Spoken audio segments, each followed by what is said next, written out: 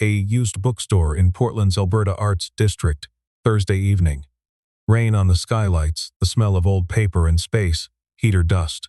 A woman stood at the register with a single hardcover, a field guide to birds of the Pacific Northwest, the kind with color plates her daughter had been asking about for 3 weeks. Her card declined. She tried the second one. The machine made its small flat sound, and the college kid behind the register looked at the ceiling the way people do when they don't want to watch someone be embarrassed. She reached for the book to put it back. The man behind her in line set a $10 bill on the counter without looking at her. "Keep the change for whoever's next," he said to the cashier, not to her. He picked up the 2 paperbacks he'd come for and walked to the door. She said thank you to his back. He half turned, nodded once, stepped out into the rain. The next morning, Theo Marsh stood in the elevator of the Carver Group building on SW 5th, 11 floors up, watching the numbers climb. He was wearing the same suit he'd worn to every meeting that mattered in the last 4 years, because it was the only one that still fit the way it was supposed to. In the inside pocket, folded in thirds, was a drawing his daughter had made at breakfast. A tall building with a playground on the roof. "Good luck today." Dad in purple marker, the letters uneven the way 7-year-old letters are. He pressed his palm flat against it through the fabric. The elevator opened. A woman was standing at the far end of the hallway. She saw him before he saw her. For half a second, she went very still. Then she moved toward the conference room and did not look back. Theo's wife, Renata, had died on a Tuesday in February, 14 months after the diagnosis, glioblastoma. The kind that moves fast and doesn't negotiate. She had been a public school librarian in the Jefferson cluster for 9 years. She ran a summer reading program out of a converted garage in North Portland every July. She kept a list, updated every fall, of every kid who'd learned to read in that garage. The list was 214 names long the year she died. She told Theo the last week she was still writing things down that the garage program needed a permanent home. "Kids don't read because they don't have places that make reading feel safe," she wrote. "Build them one." Theo left his project lead position at Keller Andrus that same month. His firm had offered everything: remote, part-time, consulting rate, 4-month leave with full benefits. He thanked them and turned every option down. Nora was 6. She needed her father at pickup. She needed him at dinner. She needed him to be the one who knew where her things were and what she was afraid of and what she thought about before she fell asleep. They moved from the house in Irvington, too big, too loud with everything that wasn't there anymore, to a 2-bedroom apartment in Woodlawn, above a Vietnamese bakery on Killingsworth. The smell of pandan and sesame came up through the vents on Sunday mornings. Nora said it smelled like something good was going to happen. Theo did not tell her he agreed. He converted the 2nd bedroom into a studio. He worked at a drafting table he'd bought secondhand from an architecture school closing sale. He did not have clients. He had a project. The Renata Marsh Community Reading Center. 1,800 square feet of repurposed warehouse space on the corner of Killingsworth and Albina, 2 blocks from the garage where her summer program had run. Skylights, low shelving a child could reach from the floor. A reading nook built into the east wall that caught morning light. A small stage for visiting authors, 12 reading pods.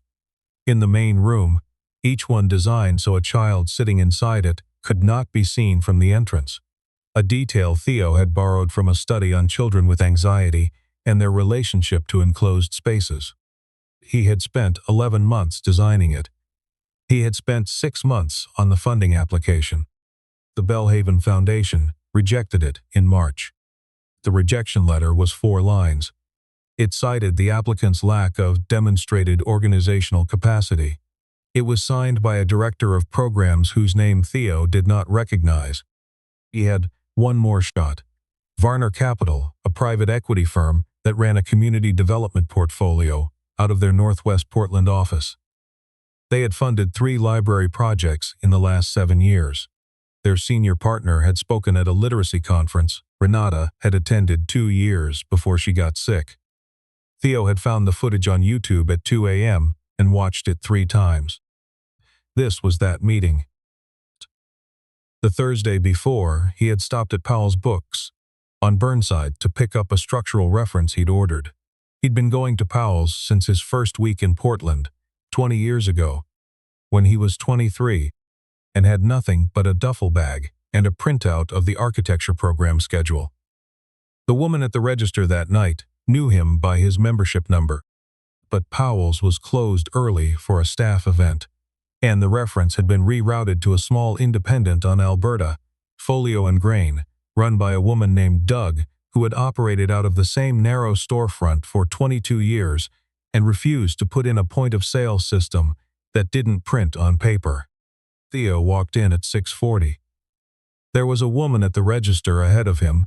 He noticed her the way you notice weather, peripherally, without intention. Brown coat. Hair damp from the walk-in from the rain. A hardcover bird guide on the counter between her and the register. Her first card declined. He looked at the shelf nearest him, a row of Penguin Classics with orange spines. Her second card declined.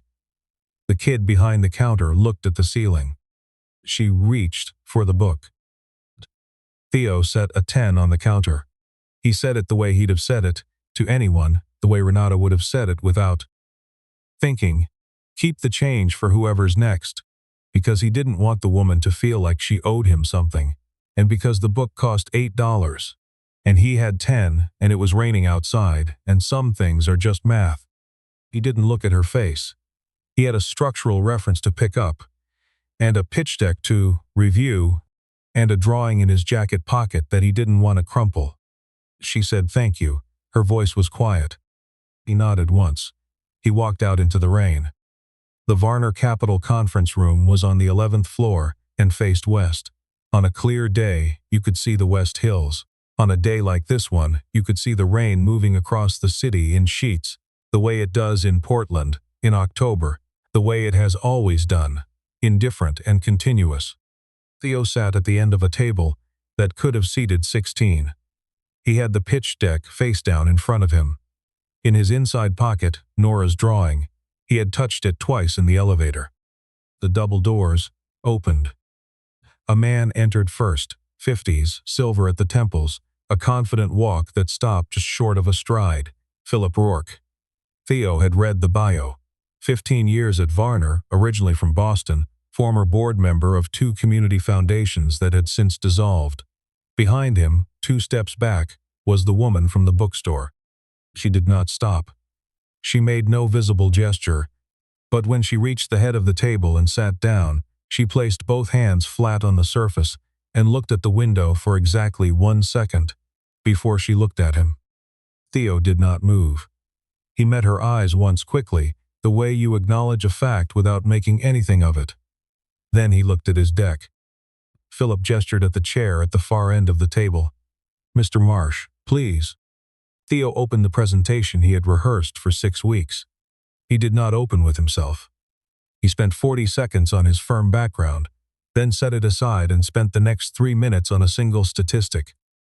Children in the Jefferson cluster read at grade level at a rate 14% below the city average, not because they were less capable, because they had 40% fewer physical spaces designed for sustained reading outside of school. He showed them the site, the warehouse on Killingsworth, the zoning clearance he had already secured, the 2 city council members who had written letters of support, the lead contractor who had agreed to defer his fee until the first funding disbursement. He showed them the design last, the skylights, the low shelving, the east wall nook, the reading pods. He showed them the study on enclosed spaces and childhood anxiety. He did not mention Renata by name until the final slide. The slide was not a photograph of her. It was the list, 214 names, printed small, filling the page. He said only that a woman who had died 18 months ago had made that list by hand, updated it every fall, and asked him, in writing, not to let it stop at 214. He closed the deck. Philip Rourke asked the first question. It was the kind that sounded substantive. How many completed projects of comparable scale could Theo document from his last 5 years of independent practice? What was his bonding position? What happened to the design timeline if the Killingsworth zoning was challenged? Each question was structured to make the answer sound thin. Theo answered each one without raising his voice. He had known these questions were coming, and he had the numbers, and he gave them plainly. Then the woman at the head of the table, she had not spoken, set down her pen. The 214 names, she said. How long did she keep the list? Theo looked at her directly for the first time since the meeting began. 9 years, he said. She started it after her first summer. She said if she couldn't remember every kid's name by heart, she at least wanted to be able to look them up. The room was quiet for a moment. Philip spoke. Miss Sutherland, I think the board's concern here is capacity. Mr. Marsh has not led an independent project at this scale. He designed the Meridian Community Center in Eugene, she said. It was not a question. Theo had not put the Meridian Center on the deck. It was from his time at Keller Andrus 6 years ago. It hadn't seemed relevant. 2 AI regional recognitions, she continued. A national citation from the Community Design Alliance in 2020. She had been reading something on the legal pad in front of her, but it was not notes from this meeting. It was something she had written before she walked in. Philip's face did a thing. Then it did another thing on purpose. That was work completed under a firm umbrella. We're looking at his current independent capacity. That's the standard we apply to. We apply it consistently, she said. I understand. She set the legal pad face down. Thank you, Mr. Marsh. Theo understood. The meeting was over. He gathered his materials. He walked to the door. When he reached it, he paused just long enough. I'm sorry if I made you uncomfortable this morning, he said quietly. In the bookstore. It wasn't meant to be anything. He did not wait for her response. He stepped out. Vivian Sutherland stayed in the conference room after the others left. She sat with both hands around a glass of water that had gone warm. Through the window, the rain had shifted direction. She had known who he was the moment he walked in, because she had read his application 3 weeks ago. The Belhaven rejection had been routed to her office for review. She sat on their advisory board, a relationship that Philip had arranged 4 years ago and that she had come to find useful in ways she had not originally anticipated. She had flagged the Marsh application as worth revisiting. She had left a note on it. The note had not been acknowledged.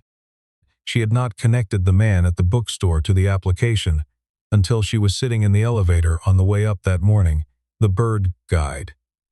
His daughter had been asking about it. She had assumed, not thought about, just assumed, that the man in the brown coat with the damp hair was someone's husband, someone's commuter, someone unremarkable. She had not looked at his face until the third time her card declined. And he was already turning to leave a 10 on the counter. She had looked. Then. She had not said anything, because there was nothing to say in a bookstore on a Thursday night to a man who had just paid for her daughter's book without being asked and was already walking out the door. Now she opened the folder on the table that Rachel had prepared. She went through it, page by page. Philip's financial model for the Killingsworth project. The margins were already marked. She had done it the night before. The materials estimate was dated.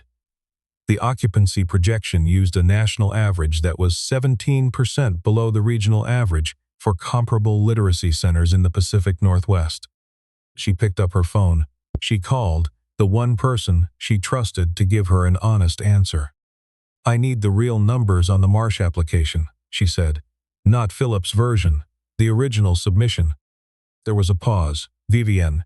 It was her COO, Anita. Philip's going to. I know what Philip's going to do, she said. I need the original submission.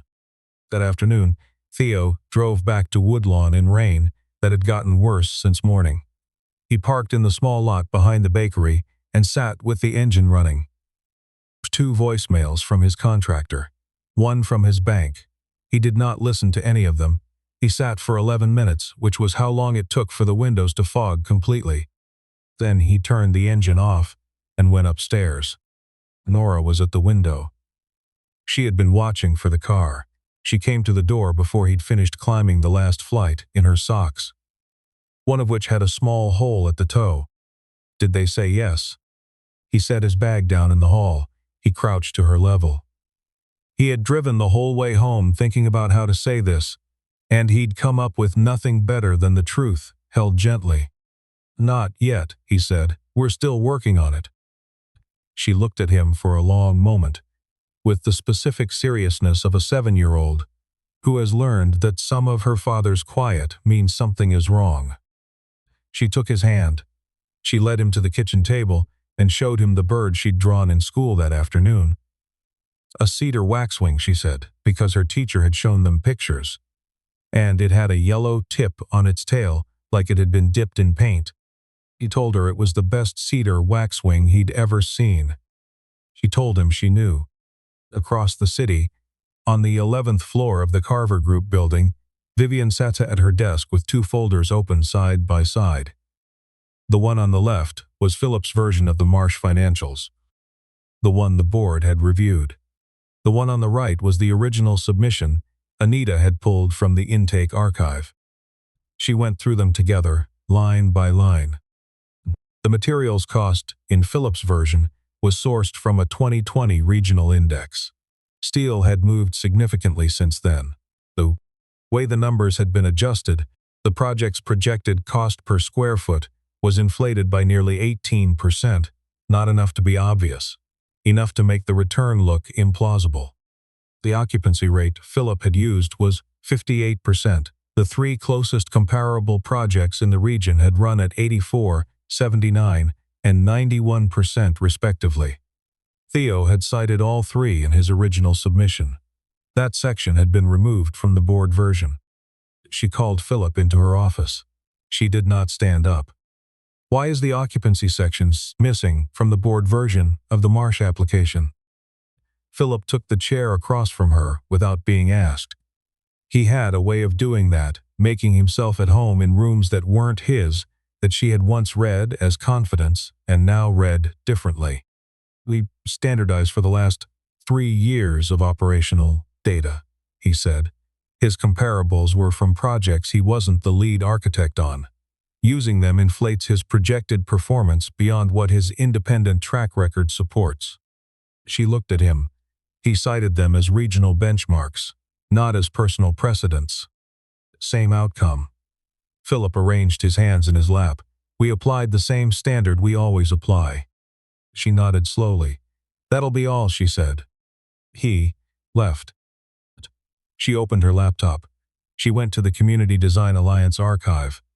She pulled the full citation record for the Meridian Community Center in Eugene, the project Theo had not put in his deck.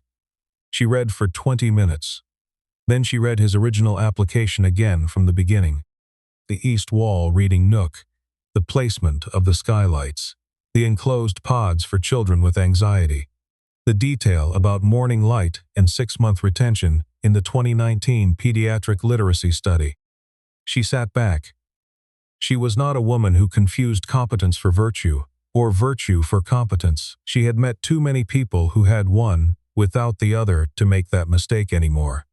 But there was something in the application that she had not seen in 6 years of reading proposals, a design logic that was entirely organized around what the children needed, not around what the building could claim to be.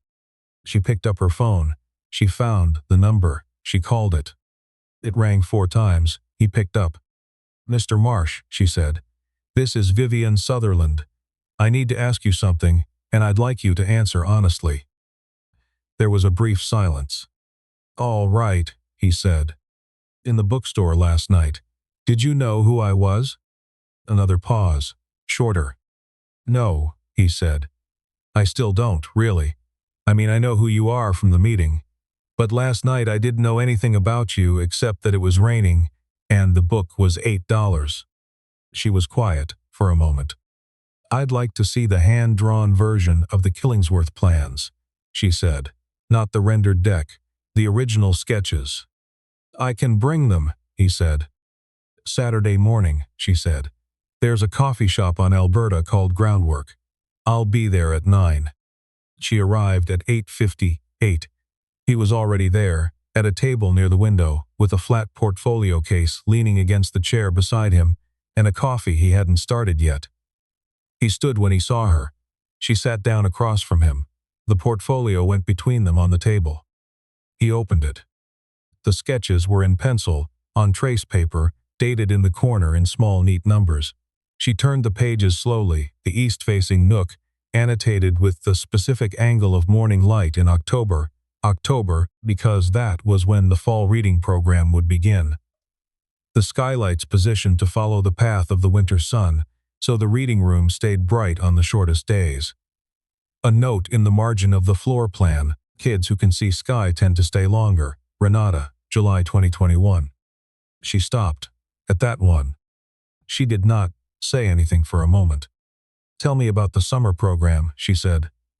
Not the proposal version, just tell me. He told her. He told her about the garage on Prescott Street, the folding tables and the mismatched chairs, the donated books sorted by reading level in cardboard boxes, the kids who came on the first day because their parents made them and came back on the 5th day because they wanted to.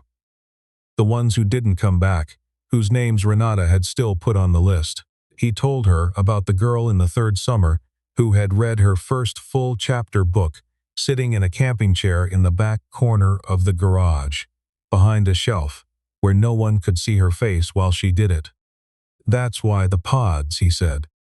Vivian set her hand on the trace paper page with the pencil note. She did not say anything for a long moment. I need to look at the actual numbers, she said, not the version I was given. He nodded. She stood. She picked up her coat from the back of the chair. At the door, she stopped and turned around once. Mr. Marsh, she said, the drawing your daughter left with you. Yesterday, in the meeting, you had it in your pocket. He looked at her. I saw you touch it, she said. When the senior board member brought up the Meridian Center, you touched it through your jacket. He didn't say anything. She draws well, Vivian said, for 7. She walked out, into the October morning. He sat at the table for a while after the door closed. Then he finished his coffee. Then he picked up the portfolio and walked the 4 blocks home, because Nora was at her Saturday art class, and he had 2 hours and a set of revised financial projections to rebuild from scratch. The following Thursday, Theo received a call from Anita at Varner Capital. Philip Rourke, it turned out, had a history with the Killingsworth parcel. His brother-in-law ran a development firm called Greymont Holdings that had been quietly acquiring warehouse properties in the Albina corridor for the past 18 months. An internal review, initiated by Vivienne, had found a pattern of competing applications, each one from a nonprofit, that had been rejected by the Varner board during the same period. Greymont was acquiring nearby properties. The Marsh application was the 6th. The conflict of interest disclosure form Philip had filed was blank in the section for board members' familial relationships to entities with commercial interest in the funded parcels. Anita said this in a flat, careful voice. She was reading from something. She said there would be a formal board review. She said that in the interim, Vivian Sutherland had invoked the emergency reconsideration clause in the foundation charter. Theo said, "What does that mean?" Anita said, "It means your application is being reviewed again by the full board, with the original financials." He sat at the kitchen table for a long time after the call ended. The revised projections were open in front of him, the materials cost-corrected, the occupancy model rebuilt from the 3 regional comparables. The return on investment, modest and real and defensible. Nora was at school. The apartment was quiet. Below, the bakery was running its lunch service, and the smell of sesame and warm dough was coming up through the vents. He sat with that for a while. The board meeting was on a Monday. Vivian had called it under the reconsideration provision, which required 7 days' notice and a quorum of 6. She had both. She had also, in the 7 days between, spoken to every board member individually, not to lobby, but to ask each of them the same question she had asked herself. When was the last time you read the application we rejected? 3 of them had not read it. They had read Philip's summary. Theo arrived at 9. Vivian was already in the room. So was a board member he had not met, Estelle Rowe, Emerita, 73, who had helped found the Foundation's literacy portfolio in 2007 and had not attended a meeting in 2 years. She had driven up from Salem the night before. She sat at the head of the table. Philip was seated to the right. He had brought a lawyer. Vivian opened the meeting without preamble. She walked the board through the financial model, Philip's version and the original, side by side. She showed the materials cost discrepancy. She showed the occupancy manipulation. She read the conflict of interest section from the disclosure form and noted that Graymont Holdings had made an offer on a commercial property adjacent to the Killingsworth site in September, 1 month after the Marsh rejection. Philip spoke twice. The first time, he said the occupancy numbers had been standardized. The second time, he said the Graymont connection was a coincidence of timing, that his brother-in-law operated independently, that he had disclosed the relationship verbally in a board call the previous year. Estelle Rowe asked whether the verbal disclosure was in the minutes. No one could find it in the minutes. Theo had not spoken. He waited until the room had gone quiet enough that his voice would land without effort. "I'm not here for the outcome," he said. "I mean that. The center gets built or it doesn't. What I came to say is that there are 214 names on a list that a woman kept by hand for 9 years. And most of those kids are still in the Jefferson cluster, and most of them are still reading below grade level. And they deserve to know that when someone designed a building specifically for them and submitted it through the right channels, the reason it almost didn't happen was because someone with a financial interest in the lot next door didn't want them there." He paused. "That's all." Estelle Rowe picked up her pen. She looked at the room over the top of her reading glasses.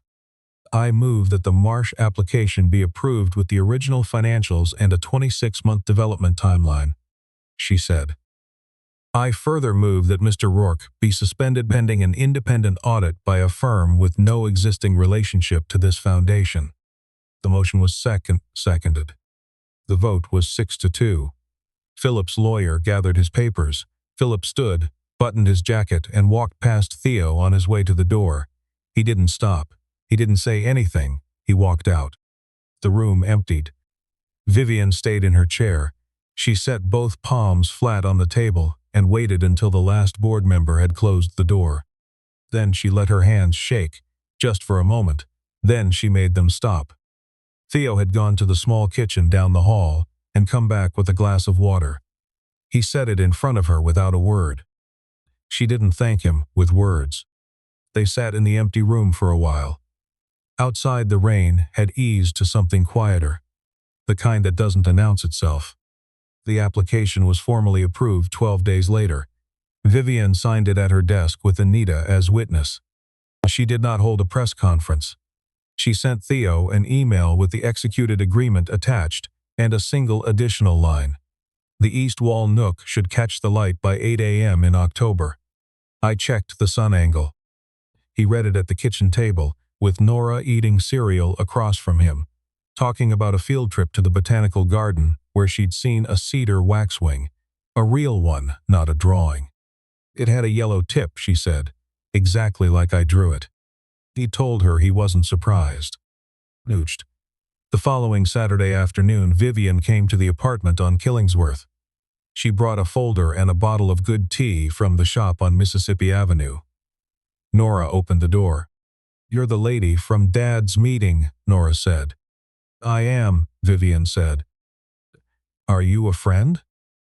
Vivian looked at Theo, who was standing in the hallway.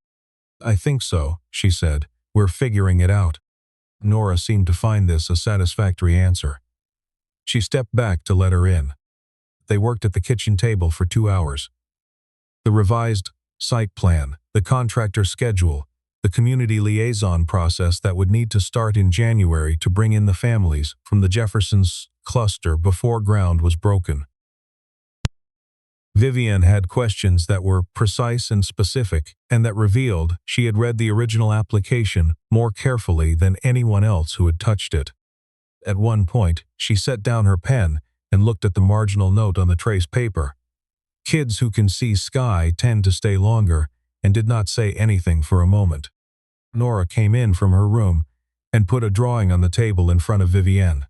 A building with a rooftop garden and a cedar waxwing perched on the edge. "For the new library," Nora said. "So you know what it's supposed to look like." Vivian picked it up. She held it the way you hold something you don't want to crease. "This is going in the file," she said. "Official record." Nora found this entirely reasonable and went back to her room. Around 5 o'clock, Vivienne's phone buzzed on the table. She glanced at it, said she needed to go, and put on her coat. At the door, she said she'd see him at the contractor walkthrough on Tuesday. He walked her down to the street. The evening had gone cold and blue, the kind of October cold that is almost pleasant if you're moving. She got into her car. He stood on the sidewalk in front of the bakery until the taillights were gone. Through the window above him, he could see the light in the kitchen, where Nora was drawing something at the table. The groundbreaking was on a Saturday in March, the morning after a cold front had passed through and left the city clean and sharp-edged. The lot on Killingsworth smelled like turned earth and rain-soaked concrete. About 60 people came. Families from the Jefferson cluster, the 2 city council members, a reporter from the Oregonian, Estelle Rowe in a burgundy coat, Anita from Varner Capital, the contractor with his whole crew. Nora wore her red rain jacket and held a child-sized ceremonial shovel that Theo had found at a gardening supply store and painted purple because that was her color. Vivian stood at the front of the gathering. She had no notes. She spoke for less than 30 seconds. "This building was almost not built," she said, "because someone forgot what we were supposed to be doing. Theo Marsh never forgot. That's why we're here." She did not look at him while she said it. He did not look at her while he listened. She gestured to Nora. Nora walked to the bare patch of soil marked with stakes, put her boot on the lip of the purple shovel the way Theo had practiced with her on the balcony the previous Sunday, pushed and turned the first shovel of earth. She lifted it out. She set it carefully on the tarp beside the hole. She turned around with her entire face lit up. The crowd clapped. Theo went to her and crouched and pulled her against him for a moment, his big coat around her red jacket, her face pressed against his shoulder. She was still grinning. He could feel it. People came to shake his hand. Estelle Rowe told him she'd expect to see him at a conference in May. The reporter asked for a quote. Theo said, "We designed it so the reading pods catch the morning light. That's the part that matters most." Later, after most of the crowd had thinned, Vivienne came over. She was carrying a small bakery box from the Vietnamese place on Killingsworth, the one that had been there since before the building beside it was anything. She crouched in front of Nora and held the box out. Nora looked at Theo. He nodded. She opened it. A single cupcake, dark chocolate, one white candle. Nora looked up. "Is it someone's birthday?" "It was," Vivienne said. "A little while ago. I never got to celebrate it right." Nora considered this with the gravity of a 7-year-old managing important information. Then she held up one finger and pressed the tip of it to the unlit candle, the way she always did, as if her touch could be enough. "Make a wish," she said. Vivienne closed her eyes for 2 seconds. She was not performing it for the child. She was making one. When she opened them, she looked up. And by accident, by the exact kind of accident that happens when 2 people have stopped being careful, her eyes met Theo's. They both looked away at the same instant. Nora did not notice. She was already asking if she could eat the cupcake now, or if she had to wait until after lunch. 7 months later, on a Tuesday in October, the Renata Marsh Community Reading Center opened on the corner of Killingsworth and Albina. The skylights were in. The east wall nook caught the morning light at 8:04 a.m. The reading pods were furnished. The low shelves were filled. 231 children came on the first day. Theo stood at the back of the main room and watched them move through it. The way they found their way to the pods instinctively, the way they sat down inside them, and looked up through the glass at the October sky. Vivienne found him there at the back, near the door. She stood beside him, and they watched the room together for a while without speaking. "She'd have updated the list tonight," he said finally. Vivienne didn't say anything for a moment. 231, she said. She'd have known every one of them by February. He didn't answer. He didn't need to. On the wall beside the entrance, in a frame, was a printout of the list, 214 names in small type, filling the page. With a handwritten addition at the bottom, in purple marker, Nora's handwriting, careful and uneven, and everyone who comes after. Vivienne had been the one to suggest the frame. Theo had been the one to hang it. Neither of them had said much about it to the other. Some things don't require discussion. They just require someone to show up and do the next right thing. Quietly, without an audience, the way a woman had once kept a list for 9 years.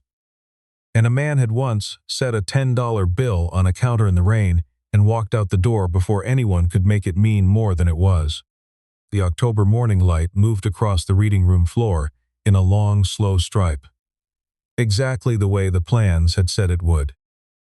I keep thinking about the $10. Not because it was a sacrifice. It wasn't. Theo had it. The book cost $8. The math was simple. What I keep thinking about is that he didn't look at her face when he did it. He wasn't trying to be remembered. He wasn't calculating anything. He just saw a situation that had a straightforward fix, and he fixed it, and he walked out into the rain. That's the part that changed everything. Not the money. The absence of performance. I think about the kind of person it takes to do that. To do the right thing without an audience, without expectation, without even staying long enough to see if it lands. Most of us have been taught, somewhere along the way, that goodness has to be witnessed to count. That if no one sees it, it doesn't add up to anything. Theo never seemed to believe that. Maybe because Renata hadn't believed it either. She kept a list for 9 years that no one outside that garage ever saw, updating it every fall, adding names that the world had mostly stopped paying attention to. That's not charity. That's character. The kind that stays consistent whether or not anyone's watching. And then there's what Vivienne did, and I think this part gets missed in the easier version of the story. She didn't just feel bad about the rejection. She went back into the numbers. She did the actual work of figuring out what had gone wrong and why. That required something different from goodness. It required the willingness to be rigorous when it would have been easier to move on. She could have signed the approval and told herself she'd corrected a mistake. Instead, she found the conflict of interest form. She found the altered occupancy projections.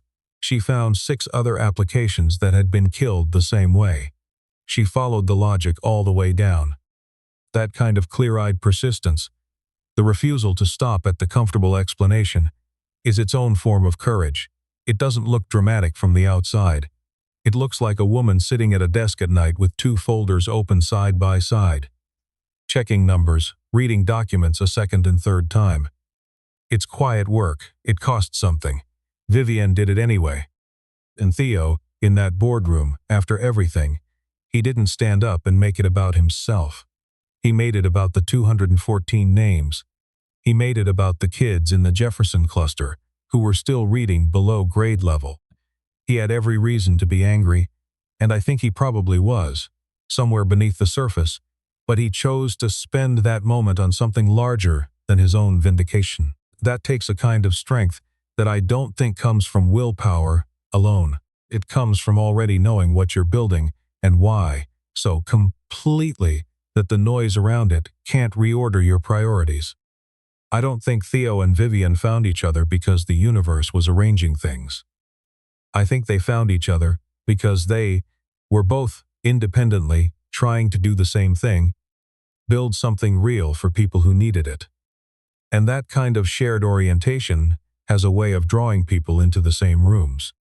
The list on the wall at the end, with Nora's purple edition, and everyone who comes after. That's the whole story in 7 words. What we build with honesty and persistence and genuine care for other people doesn't stop at the edges of what we intended. It keeps going. It makes room for names we'll never know. That's not a small thing to leave behind.